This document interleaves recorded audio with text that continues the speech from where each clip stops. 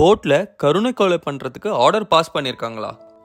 யூபியில் ஹரிஷ் ராணா அவருக்கு 31 வயசு ஆகுது இப்போ. ஆனால் அவரோட 18வது வயசில் ஒரு ஆக்சிடெண்ட்டில் அவருக்கு சரியான பிரெயின் இன்ஜுரி ஆயிருக்கு. அதனால அவர் கோமாக்கு போயிட்டாரு. 13 வருஷமாக அவர் கோமால தான் இருக்காரு. டாக்டர் இவர் பழையபடி ஆக வாய்ப்பே இல்லைன்னு சொல்லியும் இவர் ஃபேமிலி விடாமல் அவருக்கு ட்ரீட்மெண்ட் பார்த்துட்டே இருந்திருக்காங்க. போக போக மெடிசன் செலவெல்லாம் தாங்க முடியாமல் அவங்க இருந்த வீட்டையே விற்று இவருக்கு 13 வருஷமாக ட்ரீட்மெண்ட் பார்த்துட்டு இருந்திருக்காங்க.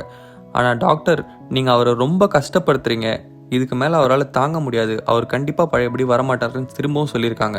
ஹரிஷ் ராணா ஃபேமிலி கோர்ட்டுக்கு போகிறாங்க. எங்கள் பையன் கஷ்டப்படுறதை எங்களால் பார்க்க முடியல, அவனை கருணை கொலை பண்ணுறதுக்கு எங்களுக்கு பெர்மிஷன் கொடுங்கன்னு கேட்குறாங்க. அதாவது ஒரு இன்ஜெக்ஷன் போட்டுலாம் கொண்டுட மாட்டாங்க. கோமாவில் இருக்கவங்க லைஃப் சப்போர்ட்டோட தான் இருப்பாங்க. அதாவது ஆக்சிஜன் இல்லைனா வேறு ஏதாவது மிஷினோட சப்போர்ட்டில் தான் இருப்பாங்க.